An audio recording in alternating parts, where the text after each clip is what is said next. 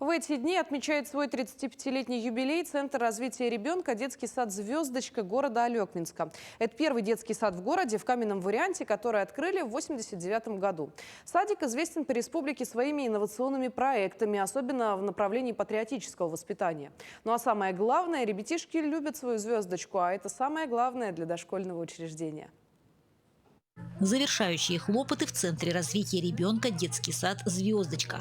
Идут репетиции, подготовка стендов, фотографии ребят. Они уже не помещаются на листах, а ведь садику всего 35 лет. Наверное, нагляднее всего комплект пособий, который сейчас хранится в музее при садике. Это со дня открытия детского сада, то есть это 1989 год. И вот в руках у меня находится вот тоже коробочка с тем демонстрационным дидактическим материалом, который педагоги сами делали для работы с детьми.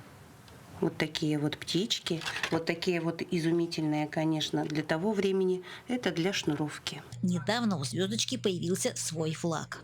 Объявили конкурс на, значит, макет нашего флага детского сада.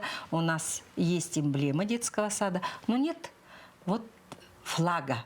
И родители очень активно взялись за работу, предоставили много работ. И одна из работ Добрынина Ратмира с родителями, ну вот по их эскизу сделан такой флаг. Свой музыкальный подарок готовят садику и маленькие хозяева.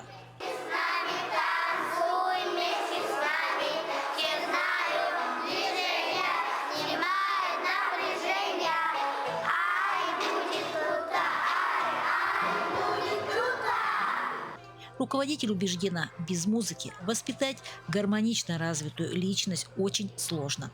Учим различные песенки про детский сад, танцы учим, сценки ставим, миниатюры.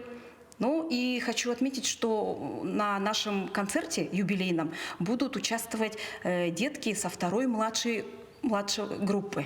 В этом саду удивительный коллектив. Недаром до сих пор актуальны инновационные проекты, которые были подготовлены педагогами давным-давно. Программа «Алекмоведение для дошкольников», республиканский проект, единственный в нашем районе «Музыка для всех». Мы являемся его центром. Да? Инновационные проекты – это «В семье единой мы живем», музейная педагогика, как средство формирования духовно-нравственных патриотических качеств дошкольников. Но также есть проект «Духовно-нравственный центр». Это мы разные, но все вместе. Вот все эти проекты, конечно, мы хотели бы продолжить. Елена Фаст, Максим Копылов, Алекминск.